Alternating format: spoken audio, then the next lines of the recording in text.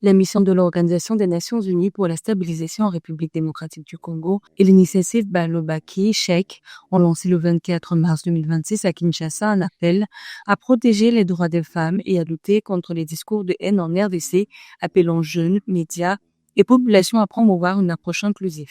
La campagne vise aussi à lutter contre les féminicides et les viols courants dans les zones en conflit. Selon Global Statistics, plus de 80 000 cas de viol ont été recensés dans l'est du pays entre janvier et septembre 2025, soit une hausse de 32% par rapport à 2024.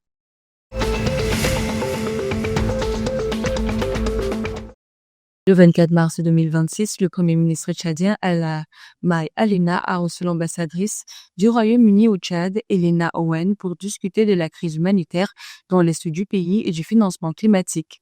La diplomate britannique a salué l'accueil des réfugiés soudanais par le Tchad et a réaffirmé le soutien de son pays aux efforts nationaux. Le Premier ministre a souligné la volonté du Tchad de maintenir la stabilité régionale et d'intensifier la coopération internationale pour relever les défis sécuritaires et humanitaires.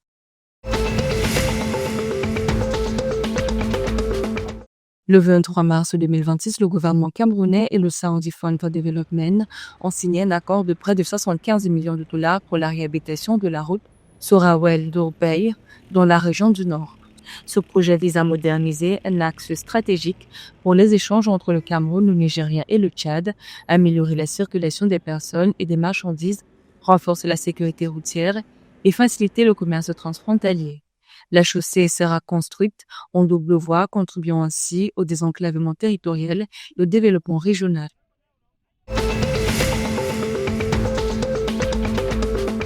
Le 24 mars 2026, à Bangui, en Centrafrique, le président Faustin Archange Touadéra a lancé le programme de sécurité sanitaire dans le pays et dans l'espace CEMAC, financé à hauteur de 30,2 milliards de francs CFA par la Banque mondiale sur 5 ans. Le programme couvre l'ensemble du territoire national et s'appuie sur 4 axes: prévention, détection, riposte et coordination, incluant suivi, évaluation et coopération régionale.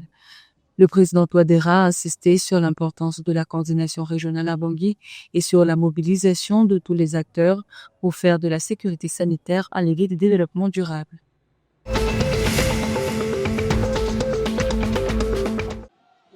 Le 24 mars 2026, la Fédération gabonaise de football a levé la suspension de l'Union sportive de Bitam, réintégrant immédiatement le club d'Untem en National Foot 1.